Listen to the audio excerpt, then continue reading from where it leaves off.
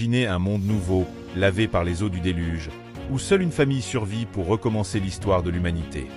Mais que se passe-t-il quand cette famille se divise? Quand les liens se brisent et que les chemins se séparent? Aujourd'hui, nous plongeons dans l'un des récits les plus fascinants de la Genèse, l'histoire des fils de Noé et la naissance des peuples. Une histoire de bénédiction, de malédiction, et surtout de destinée qui façonneront le monde antique. Dans cette vidéo, nous découvrirons comment trois frères sont devenus les ancêtres de nations entières, et ce que cette histoire nous enseigne sur la famille, le respect et les conséquences de nos actes. Restez avec moi, car cette histoire va vous surprendre. Nous nous situons dans les premiers chapitres de la Genèse, probablement vers 2500 à 2000 avant notre ère, selon les chronologies traditionnelles. Le déluge vient de se terminer, et la terre recommence à revivre. Noé, ce héros de la foi qui a sauvé l'humanité et les espèces animales, descend de l'arche avec sa famille. À cette époque, l'humanité se concentre encore dans une région relativement restreinte, probablement au Proche-Orient ancien.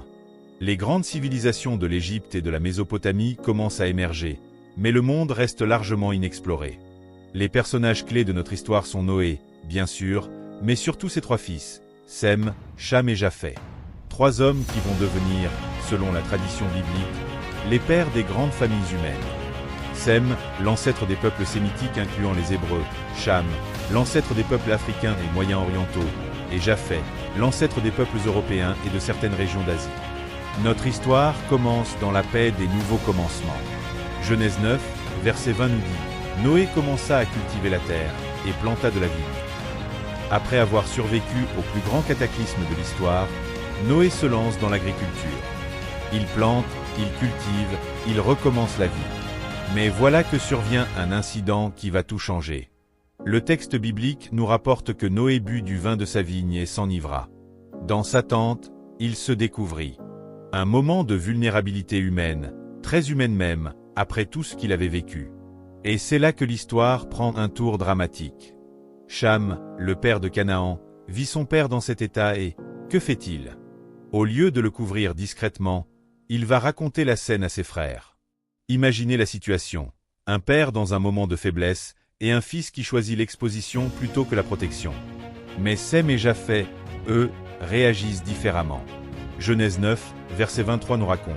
Alors Sem et Japheth prirent le manteau, le mirent sur leurs épaules, marchèrent à reculons, et couvrirent la nudité de leur père. Comme leur visage était détourné, ils ne virent point la nudité de leur père. Quelle image puissante! Deux frères qui marchent à reculons, qui détournent le regard, qui préservent la dignité de leur père. Ils auraient pu regarder, ils auraient pu juger, mais ils ont choisi le respect et la protection. Quand Noé se réveille et apprend ce qui s'est passé, sa réaction est immédiate et prophétique. Dans Genèse 9, versets 25 à 27, il prononce des paroles qui résonneront à travers les siècles. Maudit soit Canaan, qu'il soit l'esclave des esclaves de ses frères. Il dit encore, béni soit l'Éternel, Dieu de Sem, et que Canaan soit leur esclave. Que Dieu étende les possessions de Japheth, qu'il habite dans les tentes de Sem, et que Canaan soit leur esclave. Ces paroles ne sont pas que de la colère. Elles tracent les lignes de l'histoire future. Sem recevra une bénédiction spirituelle particulière. C'est de sa lignée que viendront Abraham, Isaac, Jacob et finalement le Messie. Japheth verra ses territoires s'étendre, et effectivement, les peuples européens et indo-européens occuperont de vastes espaces. Quant à Canaan, fils de Cham, ses descendants connaîtront des défis particuliers.